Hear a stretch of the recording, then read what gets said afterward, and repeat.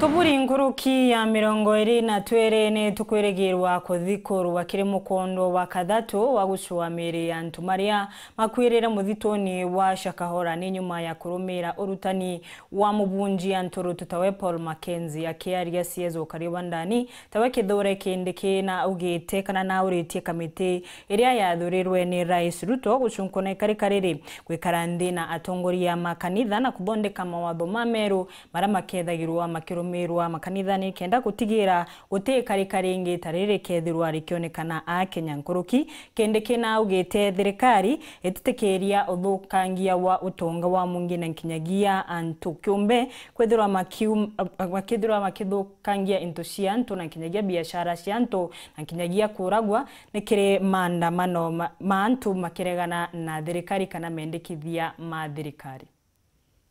Uthikori wa meri muthitoni wa Shakahola ugacokera kairi kuma muthenya wa ruyu. Ni riboti kuma kiri CS wa ukaria wa ndani tawe kithure kindiki.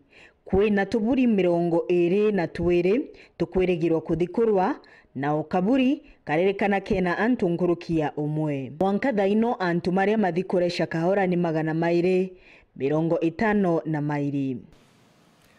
Wiki hii ambayo inaanza kesho tutarudi pale kwa sababu tutaendelea na ile zoezi tulikuwa tumesimamisha la kutafuta miili ya watu wetu ambao walifariki, na hii ndio itakuwa awamu ya 3 ya kufukua maiti katika ule msitu wa Shakahola. Royo gikundi kiria kiathondekirwe ni Rais William Ruto giakuraitha makanitha gikambiriria kuthiurunka nthi ingima magiocanagia maoni ma Anthony kenda kwithirwa na mibangire na nkinyagia mawatho ma meru ma nyomba ino cia maromba kenda kurigiria wamba na uraganiku. The task force which was established by His Excellency President William Ruto, the task force which will talk to the public, talk to the church, talk to all stakeholders, and come up with recommendations on how we need to change our policies, our laws, and our procedures of registering religious organizations so that we don't have this kind of thing happening ever again.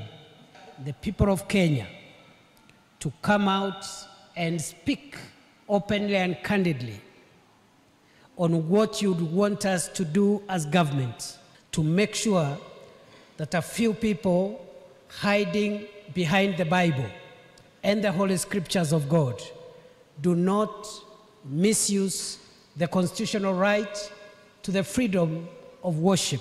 Akiongera kindiki na augite ni kioto kia muntu wonde kuringana na katiba kuruta maoni mawe kiri mendekithia monde mathirikari kana onto ungi unde. Demokrasia yetu na uhuru wa maoni tutalinda na tutaheshimu kwa sababu uhuru wa maoni na uhuru wa demokrasia uko katika katiba yetu na sheria za nchi yetu. Na sisi kama vyombo vya usalama hatutaingilia wale watu ambao wanabadilishana maoni.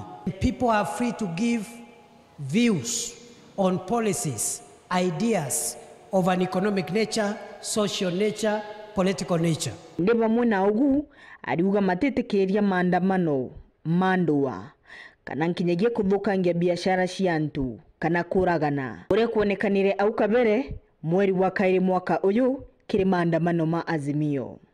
What we will not agree to do is to allow a few people hiding under the freedom to express their political rights to cause chaos, to disrupt businesses, to hurt people, and to kill people the way we experience destruction and death in February.